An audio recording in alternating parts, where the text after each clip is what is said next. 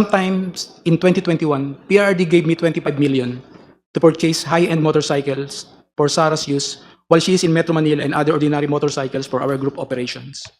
15. Hence, I bought two 2021 model Harley-Davidson motorcycles from a dealership in Green Hills, EDSA for around 2,500,000 pesos, inclusive of accessories, and around 2 million pesos exclusive accessories, respectively.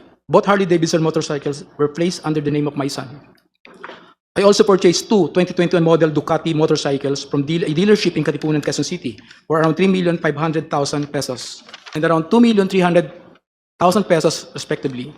In addition, I also bought accessories for these Ducati motorcycles in the total amount of 500,000 pesos. Both the Ducati motorcycles were placed under my name.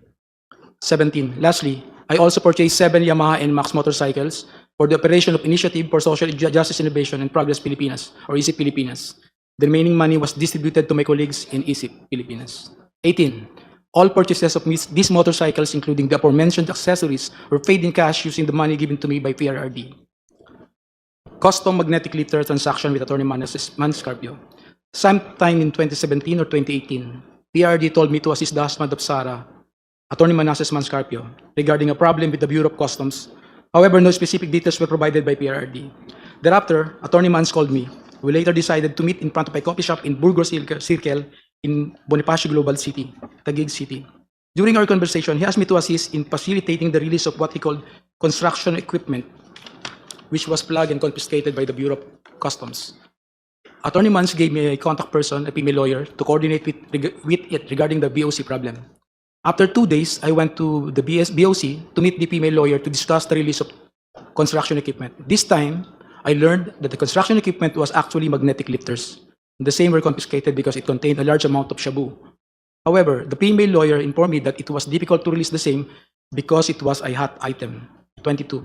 I reported this to Attorney Mans and we meet again in the same spot in BGC, Taguig City. This was the last time we met regarding the issue. Later, I learned that the content of the magnetic lifters is at least 500 kilograms of shabu worth 4.3 billion pesos. Dummy accounts and bank transaction of PRD. Despite only earning 100,000 pesos or to 150,000 pesos from my services to PRD, millions of pesos went through bank accounts opened for me by close associates of PRD.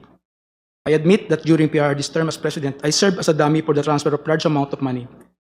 These transfers were made through bank accounts that were opened under my name, which include but are not limited to the following: China Bank, Legazpi Village, Makati City; China Bank, Main Makati City; China Bank near the power station at Ayala, Makati City; PNB Makati Metropolitan Avenue Branch, Makati City; an unknown bank in Pasig City, Si Raimundo. If I may interrupt, Mr.